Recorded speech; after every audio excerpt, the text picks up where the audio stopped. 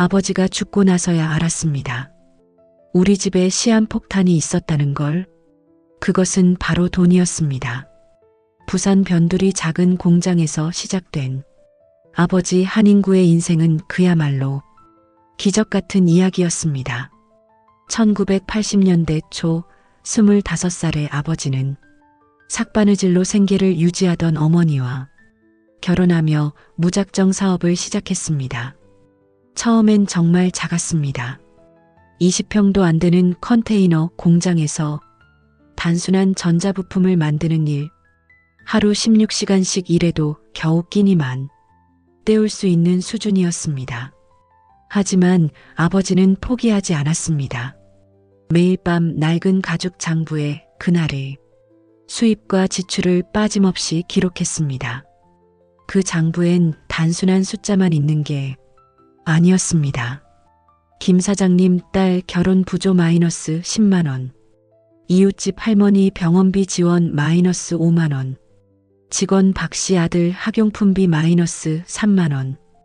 이런 식으로 사업가는 직접적인 연관이 없는 지출들도 꼼꼼히 기록해 두셨습니다. 어린 저는 그런 아버지를 보며 의아해했습니다. 돈도 부족한데 왜 남에게 그렇게 베푸시는지 이해할 수 없었거든요. 하지만 세월이 지나면서 그 이유를 서서히 깨닫게 되었습니다. 아버지가 어려운 시기에 도움을 주었던 분들이 하나둘씩 아버지를 도와주기 시작했습니다. 좋은 거래처를 소개해 주거나 어려운 일이 생겼을 때 발벗고 나서주는 사람들이 생겨났습니다. 그렇게 20여 년이 흐르면서 아버지의 작은 공장은 제법 규모 있는 회사로 성장했습니다. 대기업에서 과장으로 일하던 저는 30살이 되던 해 중요한 결정을 내렸습니다. 안정적인 직장을 그만두고 아버지의 사업에 합류하기로 한 것입니다. 주변에서는 모두 말렸습니다. 대기업 간부가 될 수 있는데 왜 굳이 위험한 길을 선택하느냐고. 하지만 저는 확신했습니다. 아버지가 쌓아온 것들이 단순히 돈만이 아니라는 걸 알고 있었거든요. 도윤아, 이제 내가 이 일을 맡아줘야겠다. 어느 날 아버지가 그 낡은 가죽 장부를 저에게 넘기시며 말씀하셨습니다. 이 안에 우리 가족의 역사가 다 들어있다.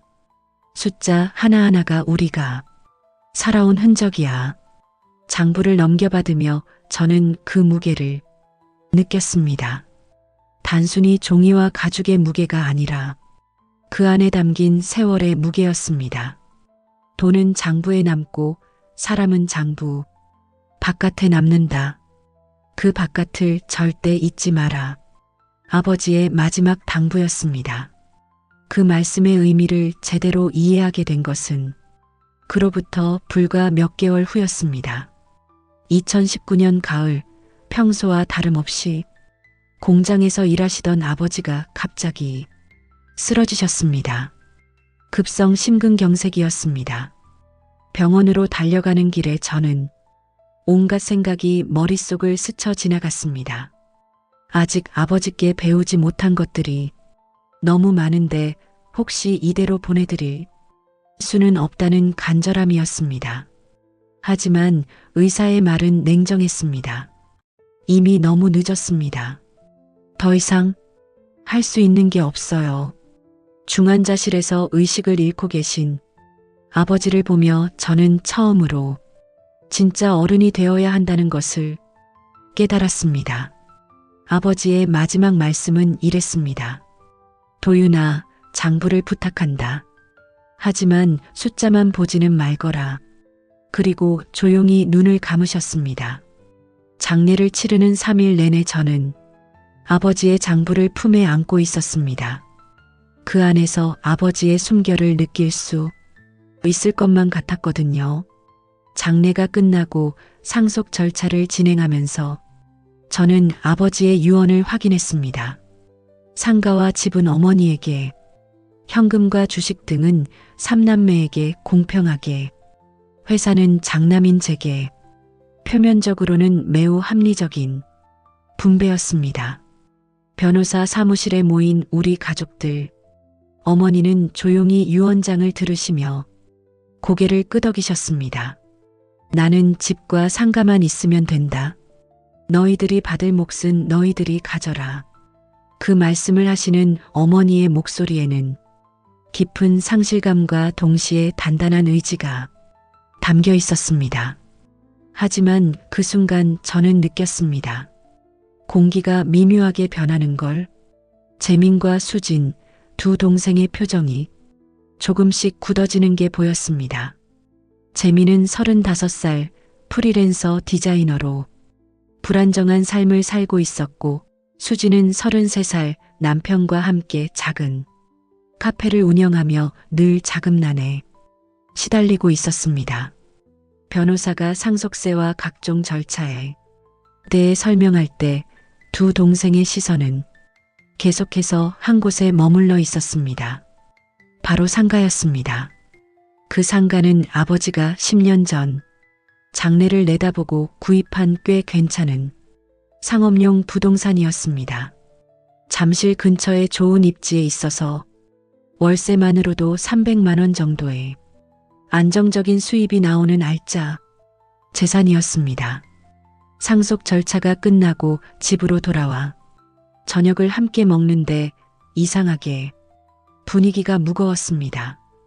평소 같으면 아버지 생각을 하며 추억담도 나누고 울기도 했을 텐데 이날만큼은 모두가 조심스럽게 침묵을 지켰습니다. 그러다 재민이 먼저 입을 열었습니다. 형, 그런데 상가 문제는 좀 다시 생각해봐야 하는 거 아니야? 저는 젓가락을 내려놓고 물었습니다. 무슨 의미인지 구체적으로 설명해 달라고 했습니다. 재민은 수진과 잠시 눈빛을 주고받더니 조심스럽게 말을 이어갔습니다. 어머니 혼자서 상가를 관리하시기도 쉽지 않을 것 같고 우리도 솔직히 생활이 넉넉하지 않잖아. 그래서 상가 많은 지분을 나눠서 함께 관리하는 게 어떨까 싶어서. 수진도 거들어 말했습니다.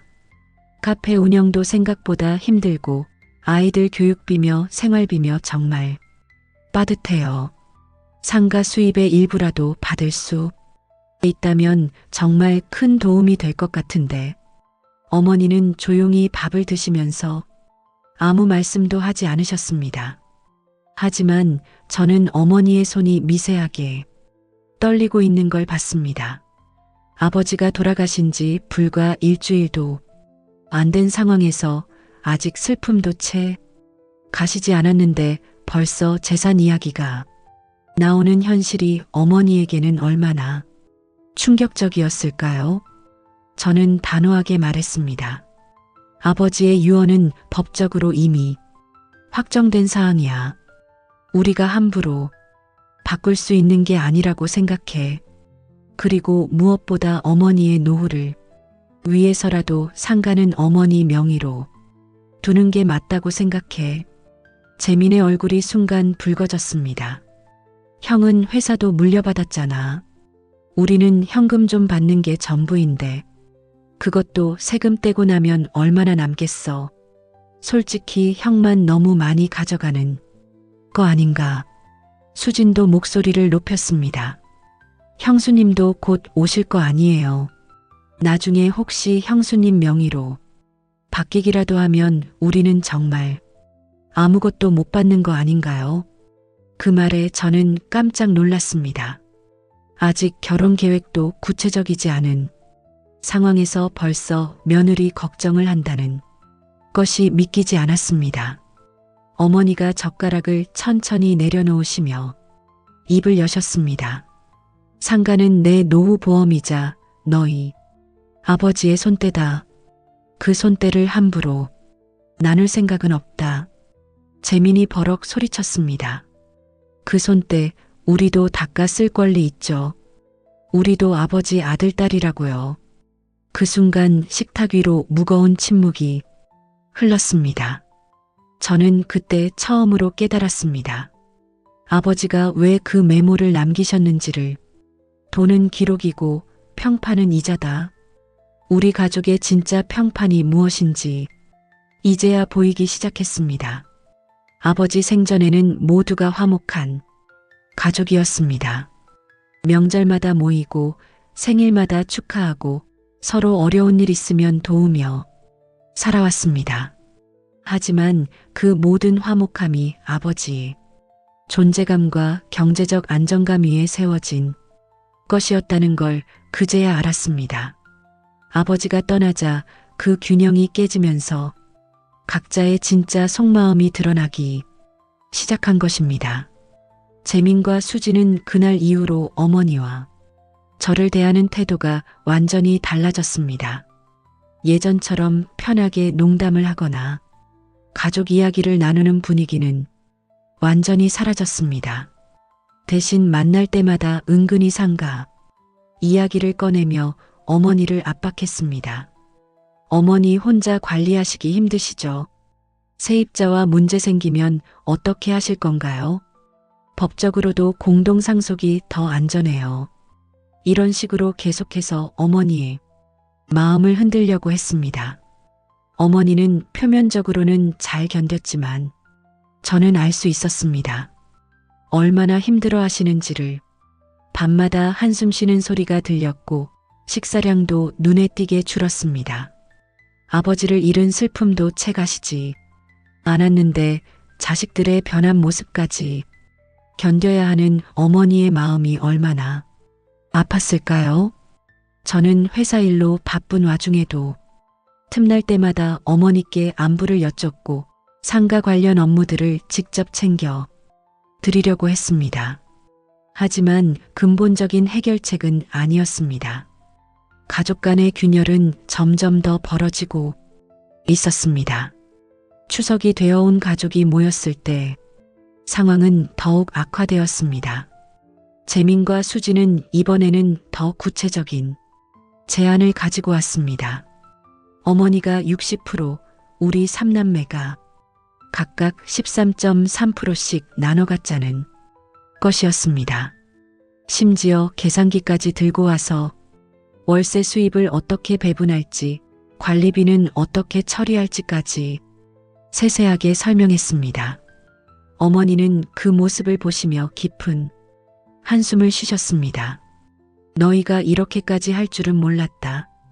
그리고 조용히 말씀하셨습니다. 아버지가 살아계실 때는 이런 계산 한번 해본 적 없으면서 이제 와서 계산기를 두드리는구나. 그 말씀에 재민과 수지는 잠시 말문이 막혔지만 곧 다시 목소리를 높이며 자신들의 정당성을 주장했습니다. 저는 그 모든 과정을 지켜보며 아버지의 장부를 떠올렸습니다.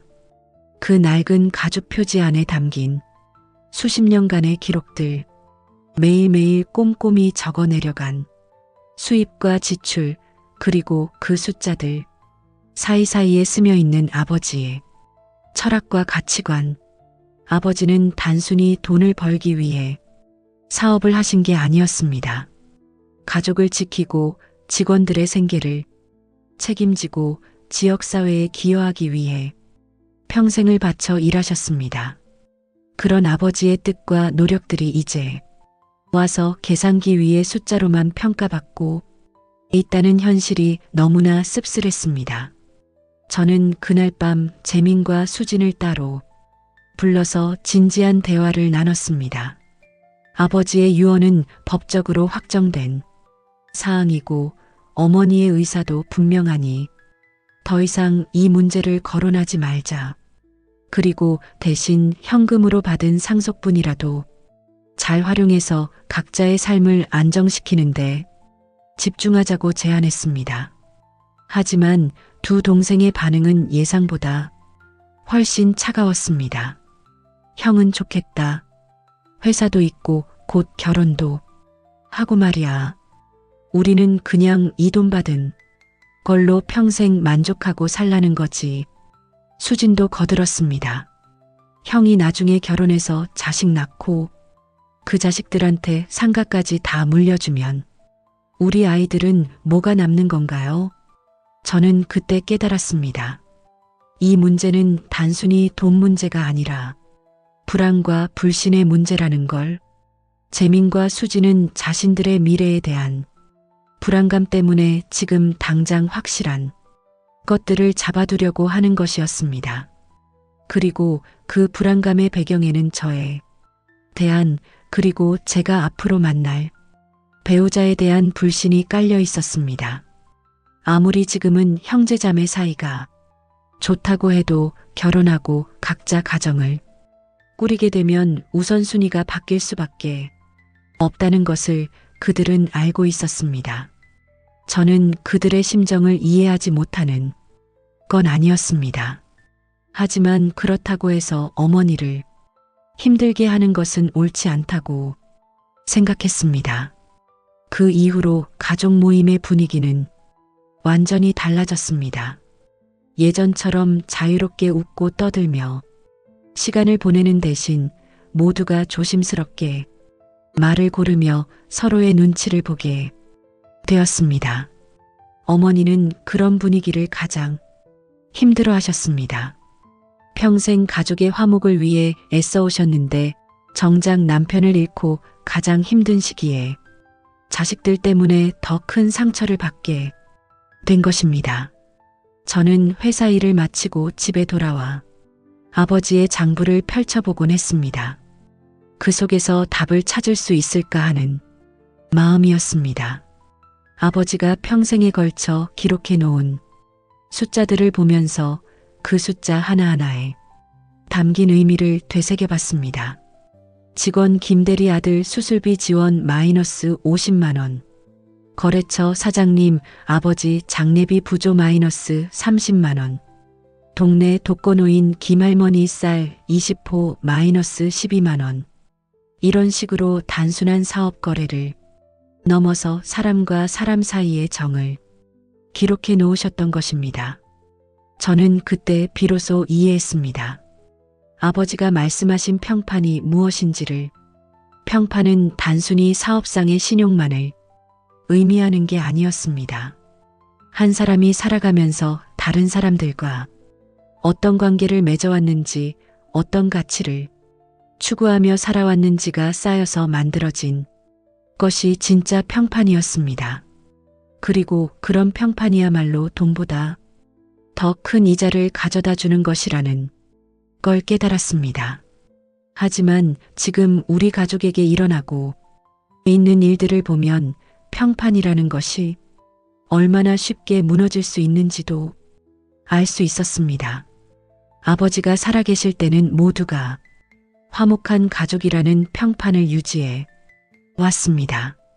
하지만 아버지가 떠나고 나자 그 평판은 순식간에 흔들리기 시작했습니다. 저는 무거운 책임감을 느꼈습니다. 이제 가문의 장남이 된 제가 어떻게 행동하느냐에 따라 우리 가족의 미래가 결정될 것이라는 부담감 말입니다. 그런 고민을 하던 어느 날 밤 어머니와 조용한 대화를 나눴습니다. 어머니는 차분하게 말씀하셨습니다. 너무 부담 갖지 마라. 내 아버지도 처음부터 모든 걸 완벽하게 해낸 건 아니다. 시행착오를 거치면서 천천히 배워 나간 거야. 중요한 건 방향을 잃지 않는 것이다. 돈을 벌더라도 사람을 잃지 말고 성공을 하더라도 초심을 잃지 말아라. 그 말씀을 들으면서 저는 조금 마음이 가벼워졌습니다. 완벽할 필요는 없다는 것. 다만 올바른 방향으로 가려고 노력하면 된다는 것. 그리고 그 올바른 방향이 무엇인지는 아버지가 남긴 장부를 통해 배울 수 있다는 것. 하지만 그 무렵 제 삶에는 또 다른 변화가 기다리고 있었습니다. 바로 서가영과의 만남이었습니다. 당신 손목의 팔찌 정말 예쁘네요. 카페에서 처음 만난 그 여자가 제 시선을 따라 자신의 손목을 보며 미소 지었습니다. 고마워요. 어머니가 사주신 거예요. 그것이 서가영과 나눈 첫 대화였습니다. 하지만 그때 저는 몰랐습니다. 그 팔찌가 단순한 액세서리가 아니라 치밀한 계산의 시작이었다는 것을 아버지가 돌아가시고 1년이 지난 후 저는 중요한 결정을 내렸습니다. 회사를 서울로 이전하는 것이었습니다. 부산에서의 추억은 소중했지만 이제는 더 큰 무대에서 승부를 걸어야 할 때라고 생각했습니다. 강남구에 새로운 사무실을 얻고 핵심 직원들과 함께 본격적인 사업 확장에 나섰습니다. 다행히 회사는 순조롭게 성장했습니다. 아버지가 쌓아놓은 신뢰와 인맥이 서울에서도 큰 힘이 되었습니다. 그렇게 바쁘게 지내던 중 대학 선배의 소개로 만난 여자가 바로 서가연이었습니다. 첫인상부터 특별했습니다. 키 165cm의 단정한 체구에 차분하고 지적인 분위기, 대학병원 간호사로 일하고 있다고 했습니다. 저는 돈보다는 보람을 추구하는 타입이에요. 첫 데이트에서 그녀가 한 말이었습니다. 그 말에 저는 깊이 감동받았습니다. 요즘 같은 세상에서 보기 드문 가치관이라고 생각했거든요. 하지만 나중에 알게 된 사실은 그녀의 그런 말들이 모두 계산된 것이었다는 것입니다. 도윤 씨 같은 분을 만나게 되어 정말 다행이에요. 제가 원하던 안정적이고 진실한 사람이거든요. 6개월간의 연애 끝에 그녀가 결혼을 암시하며 한 말이었습니다. 저는 그 말을 순수한 사랑의 고백으로 받아들였습니다. 결혼 준비는 순조롭게 진행되었습니다. 가연은 모든 면에서 완벽했습니다. 시부모님께 인사드릴 때도 극진히 예의를 갖추었고 결혼 준비 과정에서도 한 번도 까다로운 요구를 하지 않았습니다. 저는 화려한 결혼식보다는 소박하지만 따뜻한 가정을 꾸리는 게 목표예요. 그녀의 이런 모습에 어머니도 무척 만족해 하셨습니다. 도윤이가 정말 좋은 사람을 만났구나. 겸손하고 착한 것 같아. 하지만 결혼 후 가연의 모습은 조금씩 달라지기 시작했습니다. 신혼여행에서 돌아온 지 한 달 만에 그녀는 갑자기 퇴사를 했습니다. 임신 준비를 위해서예요. 밤 근무도 많고 스트레스도 심해서 몸에 좋지 않을 것 같아요. 일리 있는 말이었습니다. 저도 그녀의 건강을 생각해서 퇴사를 지지했습니다. 하지만 시간이 지나면서 이상한 점들이 하나둘씩 눈에 띄기 시작했습니다. 가연은 임신 준비를 한다면서도 정작 산부인과 방문은 자꾸 미뤘습니다. 아직 몸 상태를 더 좋게 만들고 싶어요. 조금만 더 기다려요. 그리고 대신 어머니를 챙기는 일에 유독 열심이었습니다. 주 3회는 반드시 어머니를 찾아뵈며 함께 브런치를 하거나 쇼핑을 했습니다. 어머니, 이 팔찌 어때요? 저랑 똑같은 걸로 하나씩 해요. 어느 날 가연이 어머니께 선물한 커플 팔찌를 보며 저는 묘한 기분이 들었습니다. 단순한 효심인가 아니면 다른 의도가 있는 것인가? 그런 의심을 품은 제 자신이 못됐다고 생각하며 애써 외면했습니다. 하지만 추석 때 온 가족이 모인 자리에서 결정적인 사건이 일어났습니다. 재민의 아내 유진과 수진의 남편 성우가 노골적으로 불만을 표출한 것입니다. 형수님만 항상 어머니랑 함께 계시네요. 우리는 언제 그런 시간을 가질 수 있나요? 유진이 은근히 비꼬듯 말했습니다. 성우도 거들었습니다. 효도도 페어플레이가 있어야 하는 거 아닌가요? 형수님만 눈도장 찍고 계시면 저희는 뭐가 되는 건가요? 그 순간 공기가 차갑게 변했습니다.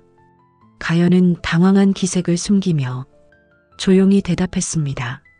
죄송해요. 그냥 어머니가 좋아서 그런 건데 오해를 불러일으킨 것 같네요. 하지만 저는 그 순간 가연의 눈빛에서 뭔가 다른 감정을 읽었습니다. 당황이 아니라 계산. 어떻게 하면 이 상황을 유리하게 만들 수 있을까 하는 계산 말입니다. 앞으로는 더 조심하겠어요. 모두가 기분 좋을 수 있도록 하겠습니다. 하지만 가연의 행동은 오히려 더 적극적으로 변했습니다. 어머니를 모시고 나가는 횟수는 줄이는 대신 집에서 보내는 시간을 늘렸습니다. 저녁 준비부터 집안 정리까지 모든 것을 도맡아 했습니다. 가연이가 정말 대견하다. 이렇게 잘하는 며느리가 또 어디 있겠니? 어머니의 칭찬을 들을 때마다 가연은 만족스러운 미소를 지었습니다. 하지만 그 미소 뒤에 숨겨진 진실을 알게 된 것은 몇 개월 후의 일이었습니다. 어느 날 밤 가연이 샤워를 하러 간 사이에 우연히 그녀의 노트북 화면을 보게 되었습니다. 화면에는 가계부 프로그램이 켜져 있었습니다. 그런데 그 가계부의 폴더명이 제 눈길을 끌었습니다. 4명의 내 안전. 호기심에 이끌려 클릭해보니 그 안에는 충격적인 내용들이 정리되어 있었습니다. 시어머니 호감도 관리 계획, 남편 재산 파악 및 대응 전략, 향후 상속 시나리오별 대비책, 각 항목마다 세세한 계획들이 적혀 있었습니다. 시어머니와의 만남 횟수별 효과 분석, 어머니가 좋아하는 음식과 선물 목록, 그리고 가장 충격적이었던 것은 임신 시기 조절 계획이었습니다. 당분간 임신은 미루고 시어머니와의 관계 강화에 집중, 상속 문제가 어느 정도 정리된 후 임신 계획 실행. 저는 그 순간 온몸에 소름이 돋았습니다. 결혼 1년 동안 제가 보아온 가연의 모든 행동들이 사실은 치밀한 계획에 따른 것이었다는 걸 깨달았습니다. 샤워실에서 나온 가연이 제 표정을 보고 깜짝 놀랐습니다. 왜 그래요? 무슨 일 있어요? 저는 노트북 화면을 가리키며 물었습니다. 이게 뭐야? 가연의 얼굴이 순식간에 하얗게 변했습니다. 하지만 곧 침착함을 되찾으며 차분히 대답했습니다. 사랑은 계산으로 시작하지 않지만 안전은 계산으로 지켜야 해요. 그녀의 대답은 예상 밖이었습니다. 부인하거나 변명하는 대신 당당하게 자신의 행동을 정당화한 것입니다. 저는 가난한 집에서 자랐어요. 아버지는 사업 실패로 일찍 돌아가셨고 어머니는 남의 집 가정부로 일하며 저를 키우셨어요. 그런 환경에서 자란 여자가 어떻게 하면 안전하게 살 수 있는지 아세요? 가연의 목소리에는 절박함이 담겨 있었습니다. 저는 사랑만으로는 살 수 없다는 걸 어렸을 때부터 배웠어요. 현실을 직시해야 한다는 것도요. 당신을 사랑하는 건 진실이에요. 하지만 그 사랑을 지키기 위해서는 최소한의 안전장치가 필요해요. 저는 그 말을 들으며 복잡한 심경이 들었습니다. 한편으로는 그녀의 처지가 이해되기도 했습니다. 가난한 환경에서 자란 여자가 경제적 안정을 추구하는 것을 누가 비난할 수 있을까요? 하지만 다른 한편으로는 배신감이 들었습니다. 결혼 1년 동안 제가 알고 있던 가연이 진짜가 아니었다는 사실이 충격적이었습니다. 그렇다고 해도 이런 식으로 계산하며 사는 게 옳은 건가? 제 물음에 가연은 단호하게 대답했습니다. 그럼 당신은 계산 안 하고 사세요. 회사 경영할 때도 가족 문제 해결할 때도 전혀 계산 안 하고요. 그 말에 저는 할 말을 잃었습니다. 사실 가연의 말이 틀린 건 아니었거든요.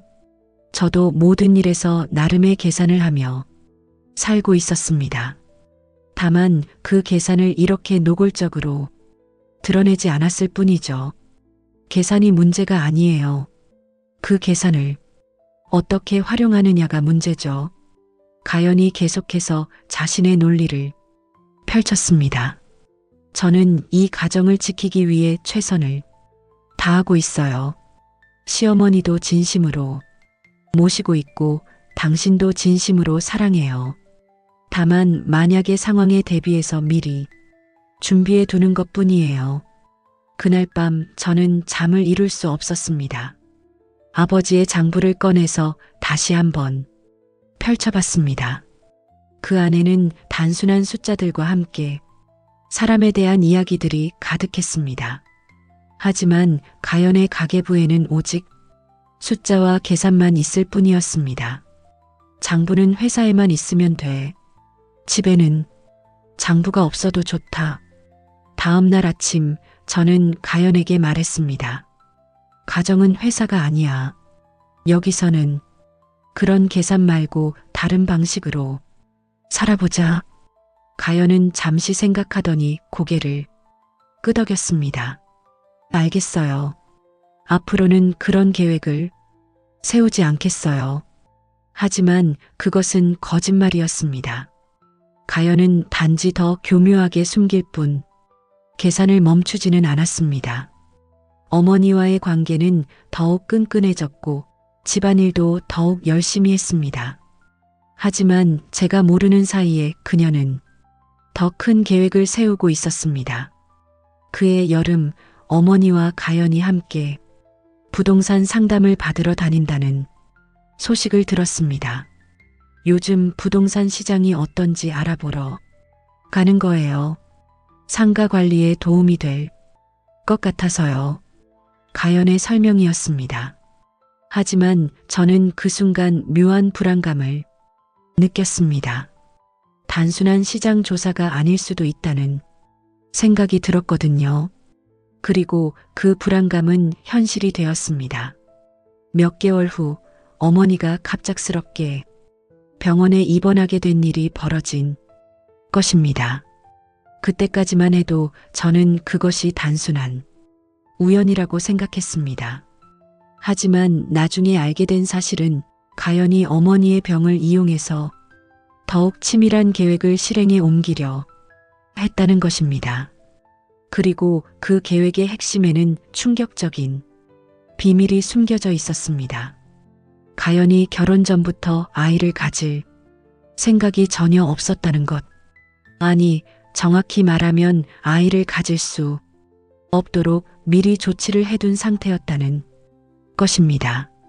임신 준비를 한다며 퇴사한 것도 시어머니를 극진히 모신 것도 모든 것이 거대한 계획의 일부였습니다.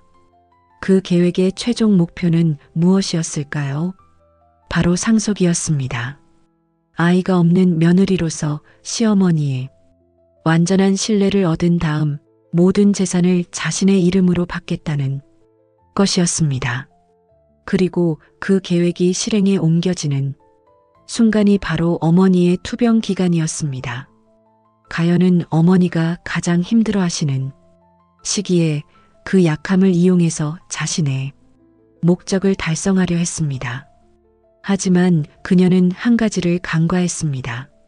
아버지가 저에게 남겨주신 가르침을 돈은 장부에 남고 사람은 장부 바깥에 남는다. 장부로는 계산할 수 없는 것들이 있다는 것을, 그리고 그것들이야말로 진정으로 소중한 가치라는 것을 말입니다. 가연의 치밀한 계산들이 모두 드러나는 순간이 곧 다가오고 있었습니다. 그리고 그 순간은 우리 가족 모두에게 돌이킬 수 없는 상처를 남기게 될 것이었습니다. 담도한 말기입니다. 의사의 차가운 선고가 병원 복도에 울려 퍼졌습니다. 그 순간 어머니의 얼굴이 노랗게 변하는 것을 봤습니다. 황달 때문만이 아니었습니다. 절망 때문이었습니다. 수술은 가능한가요? 떨리는 목소리로 물어보는 저에게 의사는 고개를 저었습니다. 이미 다른 장기로 전이가 진행된 상태입니다. 항암 치료로 진행을 늦추는 것이 최선입니다. 6개월에서 1년, 어머니께 남은 시간이었습니다. 진료실을 나오는 어머니의 발걸음은 무겁기만 했습니다. 하지만 놀랍게도 가장 먼저 반응한 사람은 가연이었습니다. 어머니, 이제 저희 집으로 오세요. 제가 직접 간병해 드릴게요. 병원에서 돌아오는 차 안에서 가연이 어머니의 손을 잡으며 말했습니다. 그럴 수는 없지. 너도 내 생활이 있는데. 어머니가 손사래를 치셨지만 가연은 단호했습니다. 아니에요. 이런 때일수록 가족이 함께 해야죠. 저는 일도 없는 상태고 간병 경험도 있으니까 괜찮아요. 그 말에 저도 고개를 끄덕였습니다. 가연의 제안이 합리적으로 들렸거든요. 하지만 그것은 착각이었습니다. 가연에게는 전혀 다른 계획이 있었던 것입니다. 다음 날 오후 어머니께 한 통이 문자가 도착했습니다. 발신자는 가연이었습니다. 어머니, 어제 말씀드린 일에 대해 좀 더 구체적으로 이야기하고 싶어요. 집에서 뵙겠습니다. 저는 그 문자를 보고 별다른 생각을 하지 않았습니다. 아마도 간병 계획에 대한 세부 사항을 논의하려는 것이겠거니 생각했죠.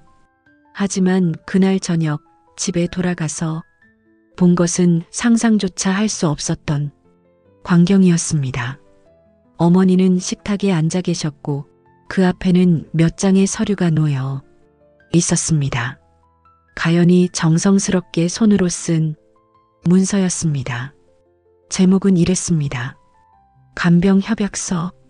저는 그 제목을 보는 순간 등골이 서늘해졌습니다. 협약서라니. 가족 간의 돌봄을 협약서로 만든다는 게 상식적으로 가능한 일인가요? 이게 뭐야? 제가 물어보자 가연이 침착하게 대답했습니다. 간병에 대한 구체적인 조건들을 명시해 놓은 거예요. 나중에 혹시 생길 수 있는 오해를 방지하기 위해서요. 저는 서류를 집어들고 내용을 읽어보기 시작했습니다. 그런데 읽으면 읽을수록 믿을 수 없었습니다. 첫 번째 조항. 간병인 서가연은 환자 박선희의 24시간 전담 간병을 책임진다. 여기까지는 그럴듯했습니다. 두 번째 조항. 간병 기간 중 발생하는 모든 의료비와 생활비는 환자 본인이 부담한다. 이것도 당연한 내용이었습니다. 하지만 세 번째 조항을 읽는 순간 저는 숨이 막혔습니다. 간병의 대가로 환자 박선희가 소유한 잠실 소재 아파트와 상가 건물 전체를 간병인 서가연 명의로 상속한다. 저는 그 문장을 다시 한번 읽었습니다. 혹시 제가 잘못 본 게 아닌가 싶어서요. 하지만 분명했습니다. 가연이 어머니의 모든 부동산을 자신의 이름으로 달라고 요구한 것이었습니다. 너 지금 뭐 하는 거야? 저는 가연을 향해 소리쳤습니다. 하지만 가연은 전혀 동요하지 않았습니다. 마치 이런 반응을 예상하고 있었던 것처럼 차분했습니다. 이건 합리적인 제안이에요. 6개월에서 1년 동안 24시간 전담 간병을 한다는 건 엄청난 일이거든요. 전문 간병인을 고용한다면 월 300만 원은 기본이에요. 1년이면 3,600만 원이죠. 그런데 부동산 가치를 생각해보면 이게 오히려 저렴한 거예요. 가연의 논리는 일견 합리적으로 들렸습니다. 하지만 그것이 더욱 끔찍했습니다. 어머니의 생명을 돈으로 계산하고 있었거든요. 그리고 이건 제 안전을 위해서이기도 해요. 가연이 계속해서 자신의 논리를 펼쳤습니다. 만약 도윤 씨가 나중에 마음을 바꿔서 저를 버린다면 어떻게 될까요? 간병으로 몇 년을 허비하고 나서 빈손으로 쫓겨나게 될 수도 있잖아요. 그럴 때를 대비해서 최소한의 안전 장치는 필요해요. 저는 그 말을 들으며 온몸에 소름이 돋았습니다. 결혼할 때는 사랑이 전부라고 말했던 여자가 이제는 안전장치를 말하고 있었습니다. 누군가는 계산해야 버팁니다. 저는 저 자신을 지킨 거예요. 가연의 목소리에는 확신이 담겨 있었습니다. 하지만 정작 어머니는 아무 말씀도 하지 않으시고 가만히 앉아 계셨습니다. 어머니, 뭐라고 말씀 안 하세요? 제가 어머니께 물어보자 어머니는 천천히 고개를 들으셨습니다. 내 병보다 더 아픈 건 내가 나를 숫자로 세는 손가락이었다. 어머니의 목소리는 쓸쓸했습니다. 그 순간 가연의 얼굴이 순간적으로 굳어졌습니다. 하지만 곧 다시 침착함을 되찾으며 어머니께 다가갔습니다. 어머니, 오해하지 마세요. 저는 진심으로 어머니를 모시고 싶어요. 다만 현실적인 문제들도 함께 고려해야 한다고 생각하는 거예요. 저는 더 이상 참을 수 없었습니다. 책장으로 걸어가서 아버지의 낡은 장부를 꺼내 들었습니다. 그리고 식탁으로 돌아와 가연이 써놓은 협약서를 집어들었습니다. 간병은 계약이 될 수 있어도 가족은 거래가 될 수 없어. 그리고 협약서를 반으로 찢어버렸습니다. 가연이 깜짝 놀라며 소리쳤습니다. 뭐 하는 거예요? 그거 다시 써야 하는데. 다시 쓰지 마. 이런 건 아예 존재해서도 안 돼. 저는 찢어진 종이 조각들을 쓰레기통에 버리며 말했습니다. 우리는 가족이야. 가족끼리는 이런 식으로 살지 않아. 그 순간 현관문이 열리며 예상치 못한 사람이 들어왔습니다. 가연의 어머니였습니다. 가연아, 어떻게 됐니? 잘 해결. 장모는 말을 하다가 갑자기 멈췄습니다. 분위기가 심상치 않다는 걸 눈치챈 것입니다. 어머니, 왜 갑자기? 가연이 당황하며 어머니를 말렸지만 이미 늦었습니다. 장모는 이미 상황을 파악한 상태였습니다. 아, 그거 안 됐구나. 미안하다. 괜히 왔나 보네. 그리고는 중얼거리듯 말했습니다. 그래도 시술 얘긴 왜 꺼냈니? 그런 건 비밀로 해둬야지. 그 순간 거실에 정적이 흘렀습니다. 시술이 뭐죠? 제가 조심스럽게 물어보자 장모의 얼굴이 하얗게 변했습니다. 아, 아니야. 아무것도 아니야.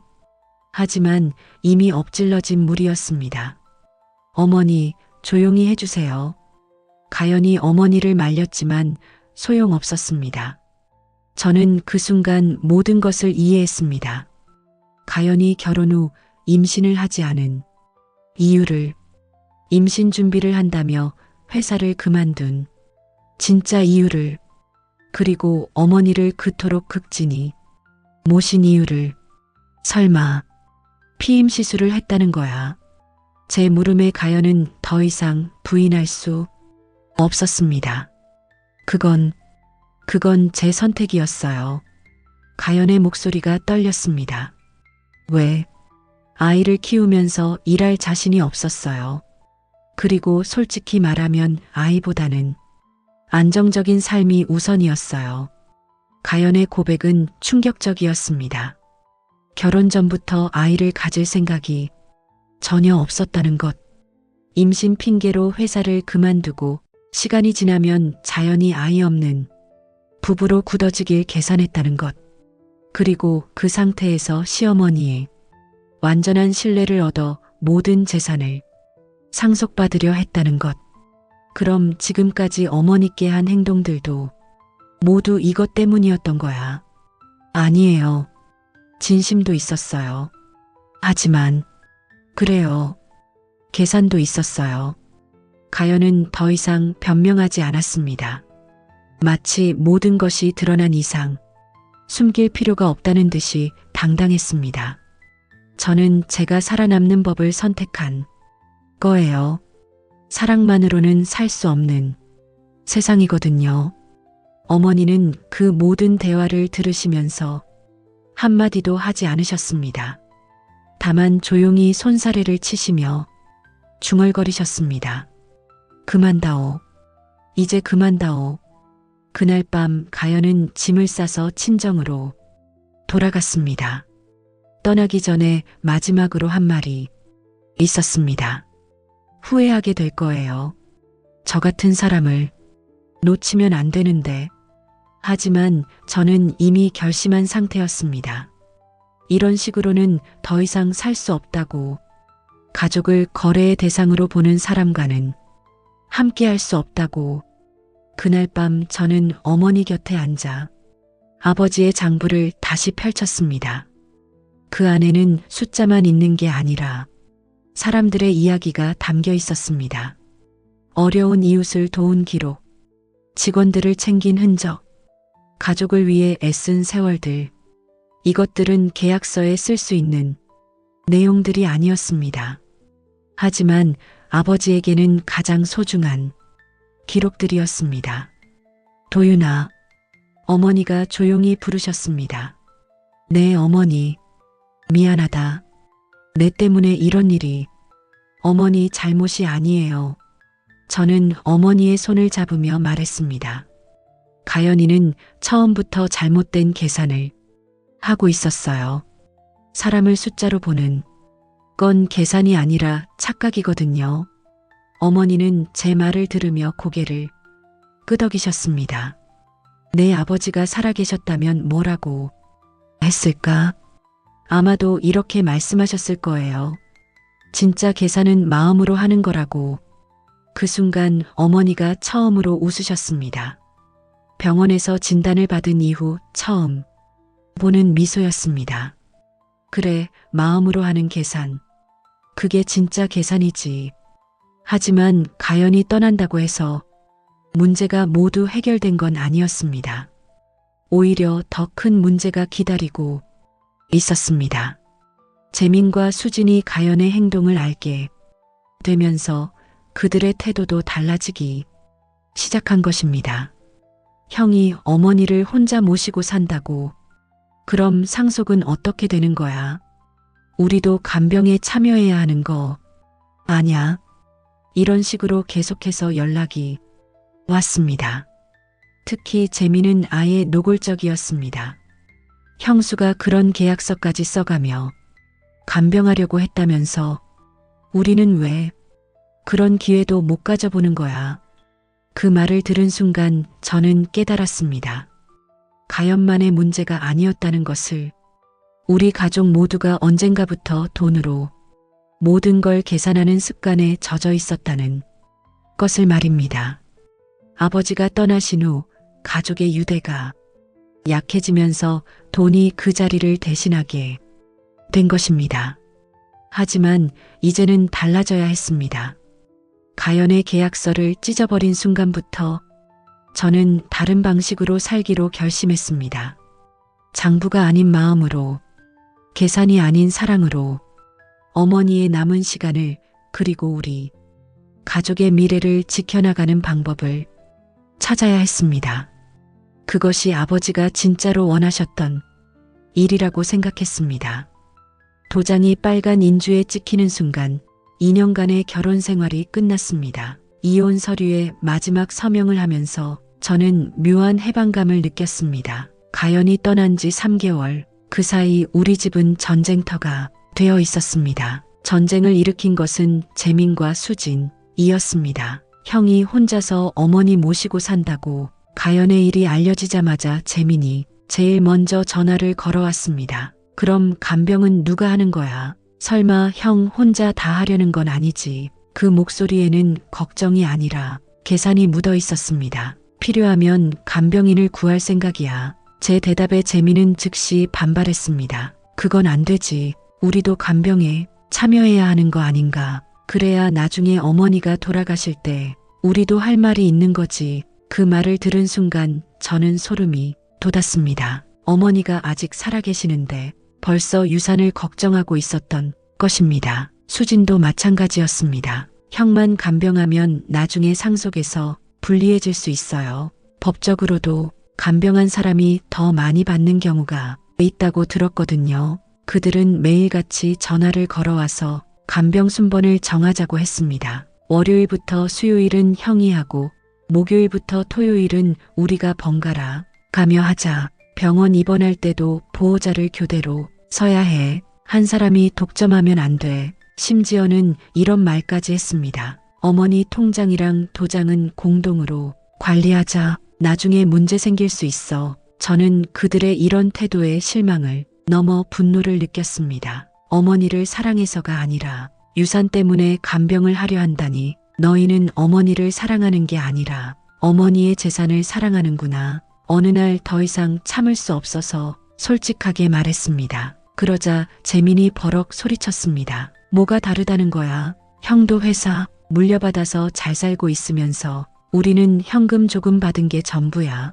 그것마저 다 써가고 있는데 어머니 재산까지 형이 독차지하려는 거지. 수진도 거들었습니다. 형수가 그런 짓을 했는데도 형만 어머니 곁에 있으면 결국 형이 다 가져가는 거 아니에요. 그럼 우리는 정말 바보가 되는 거예요. 그들의 논리는 한편으로는 이해가 갔습니다. 경제적으로 어려운 상황에서 미래에 대한 불안감이 클 수밖에 없었을 테니까요. 하지만 그렇다고 해서 어머니를 그런 식으로 대하는 것은 용납할 수 없었습니다. 그럼 너희가 직접 어머니를 모셔가. 결국 저는 이렇게 말했습니다. 각자 한 달씩 돌아가면서 모시고 살아봐. 그게 얼마나 힘든 일인지 알게 될 거야. 하지만 재민과 수지는 서로 핑계를 대며 직접 모시는 것은 회피했습니다. 우리 집은 너무 좁아서 어머니가 편하실 수 없어. 카페 일 때문에 시간을 낼 수가 없어.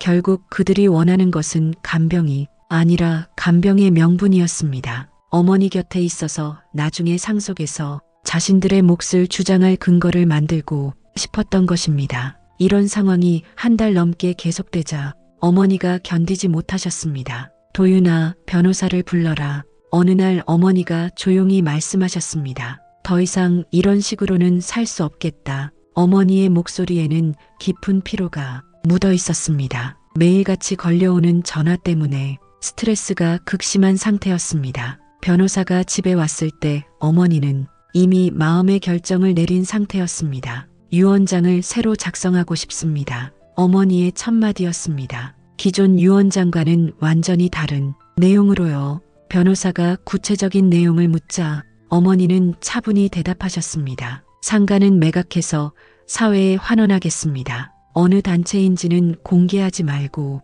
익명으로 기부해 주세요. 그 말을 듣는 순간 저는 깜짝 놀랐습니다. 상가를 팔아서 기부한다니. 그럼 재민과 수진이 그토록 노리던 재산이 완전히 사라지는 것이었습니다. 그리고 이 집과 나머지 자산들은 신탁으로 돌리겠습니다. 용도는 요양과 의료 연구 지원으로 한정하고 집행인은 장남 도윤으로 지정합니다. 변호사가 조심스럽게 물었습니다. 그러면 자녀분들의 유류분은 어떻게 처리하시겠습니까?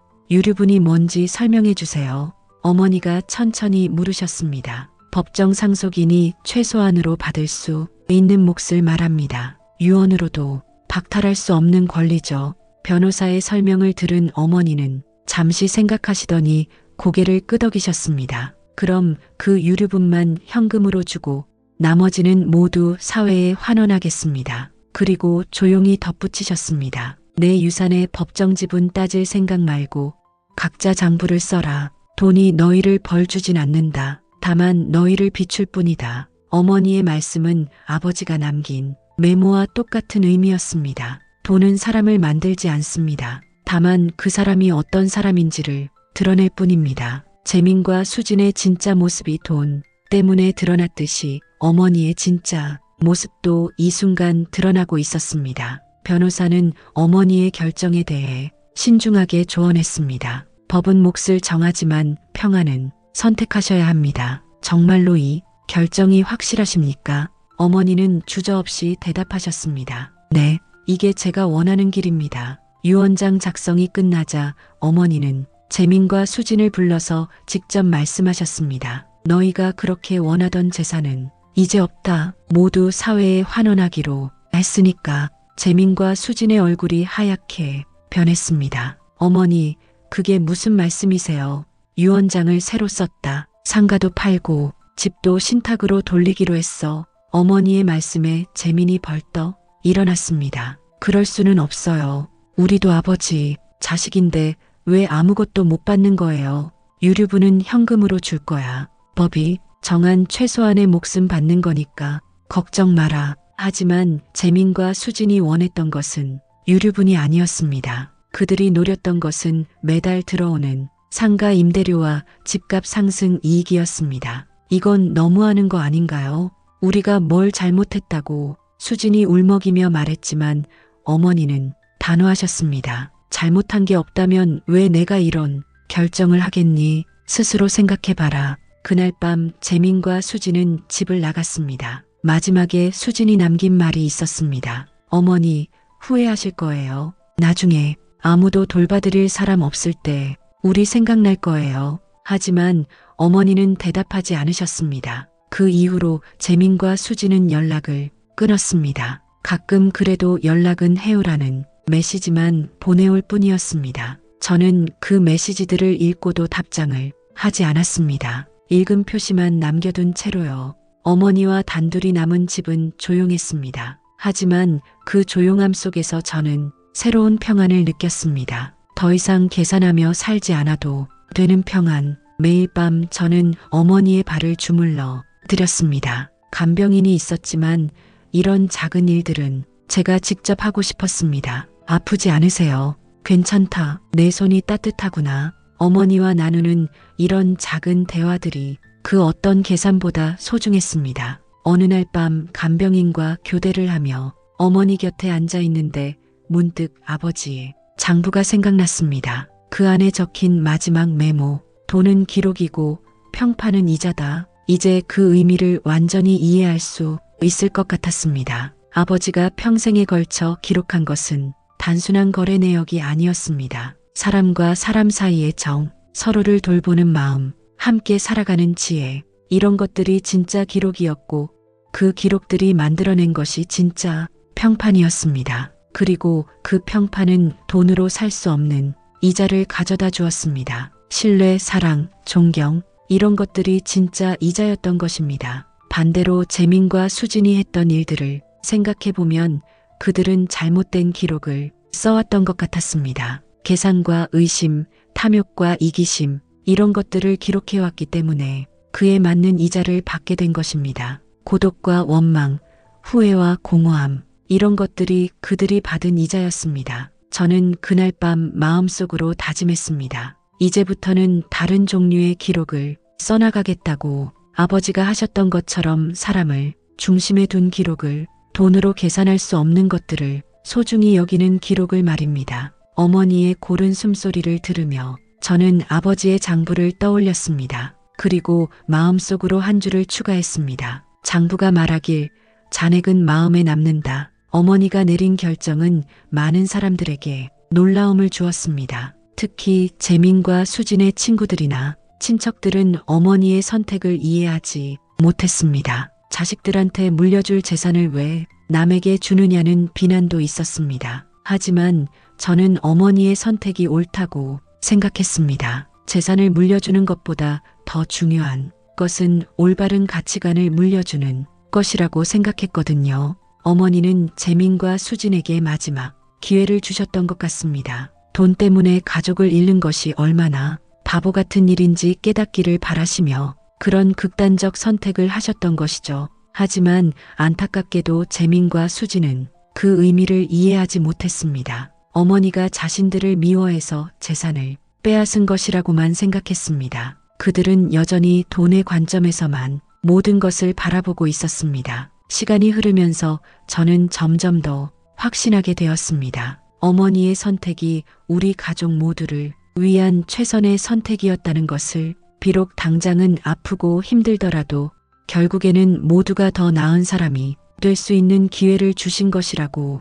생각했습니다. 그리고 저 자신도 이 과정을 통해 많이 성장했다고 느꼈습니다. 가영과의 결혼 생활을 통해서는 진짜 사랑이 무엇인지 배웠고, 재민과 수진과의 갈등을 통해서는 가족의 의미가 무엇인지 깨달았습니다. 무엇보다 어머니의 투병 과정을 지켜보면서 삶의 진정한 가치가 무엇인지 알게 되었습니다. 돈으로 살 수 있는 것들보다 돈으로 살 수 없는 것들이 훨씬 더 소중하다는 것을 말입니다. 건강, 사랑, 평안, 존경, 이런 것들이야말로 진짜 재산이라는 것을 배웠습니다. 그리고 이런 재산은 나누면 나눌수록 더 커진다는 것도 알았습니다. 어머니와 함께 보내는 하루하루가 그 증거였습니다. 비록 어머니의 몸은 점점 약해지고 있었지만 우리의 마음은 점점 더 가까워지고 있었습니다. 그것만으로도 충분히 값진 시간이었습니다. 돈으로는 결코 살 수 없는 소중한 시간들이었습니다. 이게 내 사치야. 새벽 5시 주방에서 어머니가 미음에 통깨를 뿌리며 환하게 웃으셨습니다. 1년이 흘렀습니다. 의사가 예상했던 것보다 훨씬 오래 버티고 계셨습니다. 간헐적인 항암 치료와 규칙적인 생활 리듬, 그리고 무엇보다 마음의 평안이 어머니께 기적을 가져다 준 것 같았습니다. 통깨 하나에도 이렇게 기뻐하시는 어머니를 보니 제가 더 행복해요. 저는 어머니 옆에 앉아 함께 아침을 준비했습니다. 이제 이런 시간들이 당연하지 않다는 것을 알고 있었기 때문에 매 순간이 소중했습니다. 도윤아, 오늘 회사에서 그 발표 하는 날이지. 어머니가 제 일정을 챙겨주셨습니다. 네, 오늘은 중요한 날이었습니다. 회사 전 직원이 모이는 타운홀 미팅에서 새로운 프로젝트를 발표하는 날이었거든요. 선한 이익.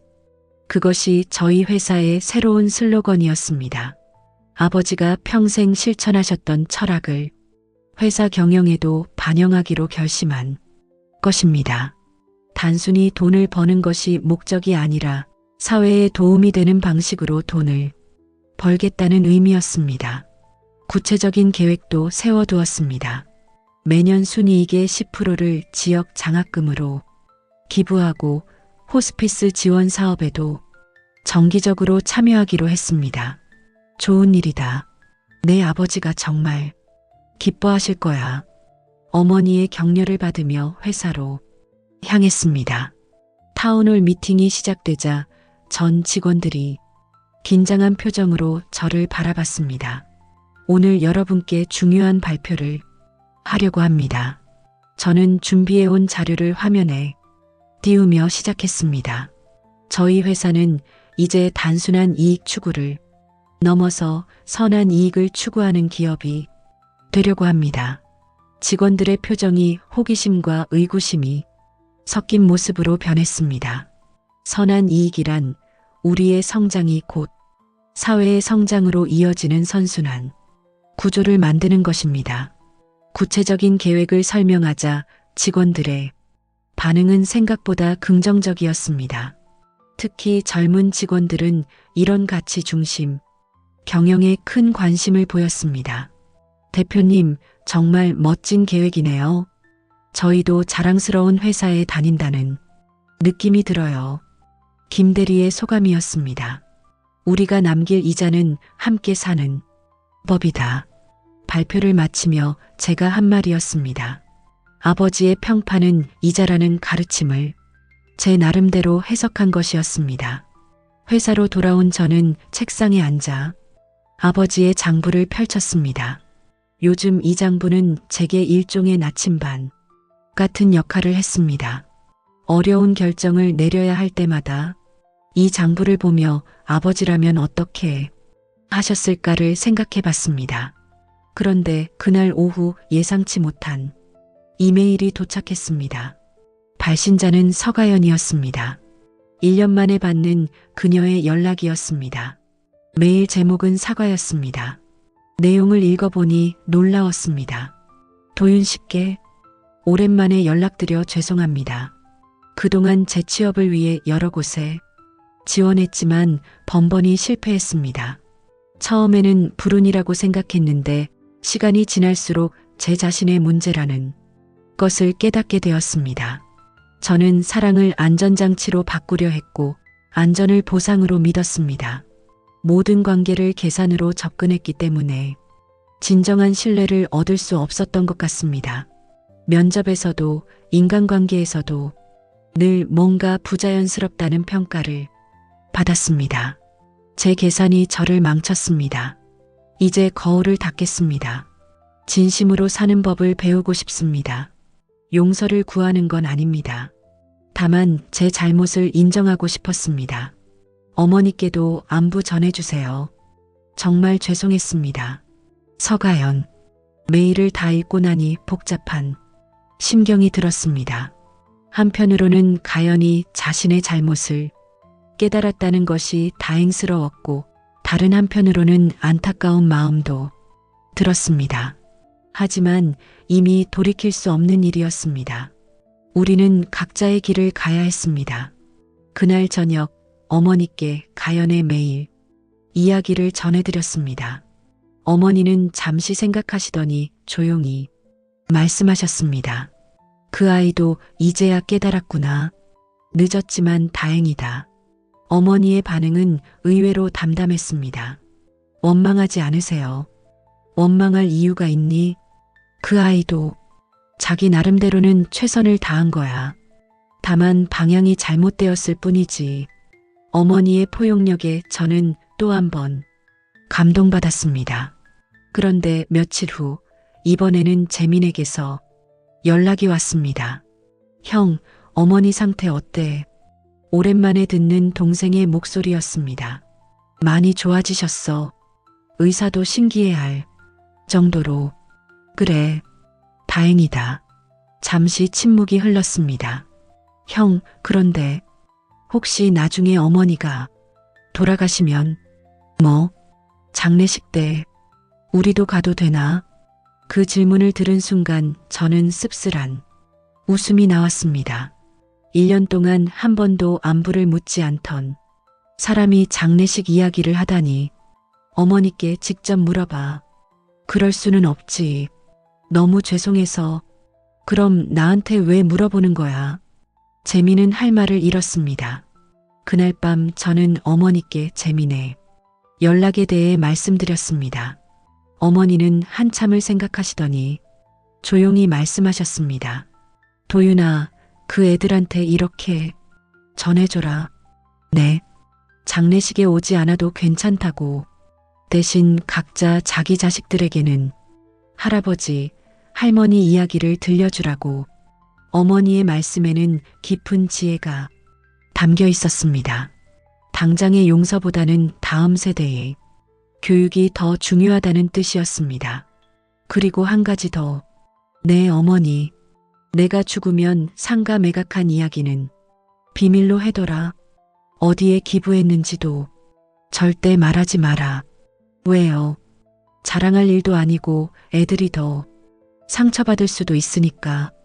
어머니는 끝까지 자식들을 생각하고 계셨습니다. 실제로 상가는 이미 조용히 매각되어 익명으로 여러 단체에 기부되었습니다. 고아원, 양로원, 의료진 지원 단체 등 정말 필요한 곳들에 도움이 되도록 나누어 기부했습니다.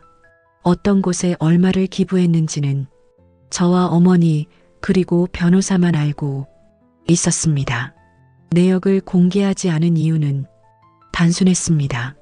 진정한 선행은 조용히 하는 것이 맞다고 생각했기 때문입니다. 그로부터 며칠 후 수진에게서도 비슷한 연락이 왔습니다.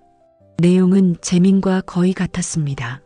어머니 안부를 묻고 장례식에 대해 조심스럽게 문의하는 것이었습니다. 저는 어머니의 말씀을 그대로 전했습니다. 어머니가 그러시는데 장례식에 오지 않아도 괜찮대. 대신 아이들에게는 할아버지, 할머니 이야기를 들려주라고 하시네. 수지는 한참을 침묵하더니 작은 목소리로 말했습니다. 알겠어. 어머니께 잘 모시라고 전해줘. 그 후로는 연락이 없었습니다. 아마 재민과 수진도 나름대로 생각이 많았을 것입니다. 자신들의 행동이 얼마나 잘못되었는지 이제야 깨닫고 있을지도 모르겠습니다. 하지만 이미 늦었습니다. 어떤 관계는 한번 깨지면 다시 복구하기 어려운 법이니까요. 그날 밤 저는 오랜만에 아버지 장부 마지막 장을 펼쳤습니다. 그리고 펜을 들어 한 줄을 적었습니다. 돈은 거울, 나는 등불. 아버지의 돈은 기록이고 평판은 이자. 에서 한 단계 더 발전한 제 나름의 깨달음이었습니다.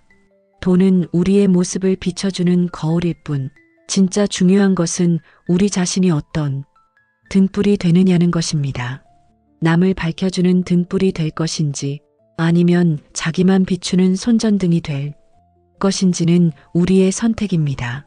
아버지는 평생 남을 밝혀주는 등불이셨습니다. 어머니도 마찬가지였습니다. 마지막 순간까지 자식들을 생각하며 사회를 위해 자신의 재산을 내놓으셨으니까요. 이제 제가 그 뒤를 이어가야 할 차례였습니다. 회사를 통해서, 그리고 삶을 통해서 다른 사람들에게 희망을 주는 등불이 되고 싶었습니다. 어머니와 함께 보내는 매일매일이 그런 등불이 되는 연습이었습니다. 도윤아, 뭘 그렇게 열심히 쓰니? 어머니가 제 어깨 너머로 장부를 보시며 물으셨습니다. 아버지 장부에 제 생각을 조금 적어봤어요. 뭐라고 썼는데? 돈은 거울, 나는 등불이라고요. 어머니는 그 말을 들으시더니 환하게 웃으셨습니다. 참 잘 썼다.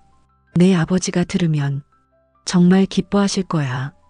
그리고 조용히 덧붙이셨습니다. 등잔 밑이 어둡지 않게 불씨만 보태다 가면 됐다. 어머니의 말씀은 제게 마지막 숙제를 남겨주신 것 같았습니다.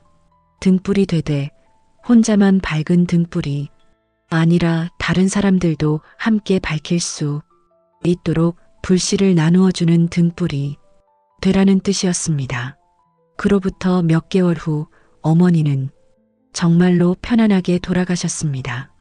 고통 없이 조용히 잠들듯이 마지막 순간까지 제 손을 꼭 잡고 계셨습니다.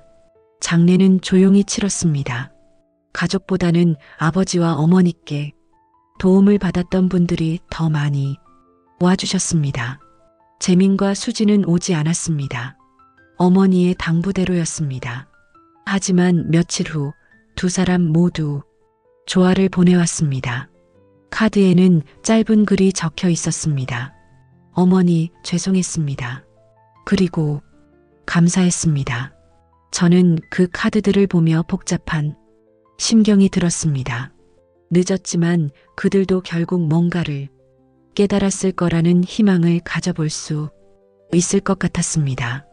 어머니가 돌아가신 지 한 개월 후 저는 회사에서 중요한 발표를 했습니다. 선한 이익 프로그램의 첫 번째 성과였습니다. 지역 고등학생 20명에게 장학금을 지급하고 호스피스 센터의 의료 장비를 기증했습니다.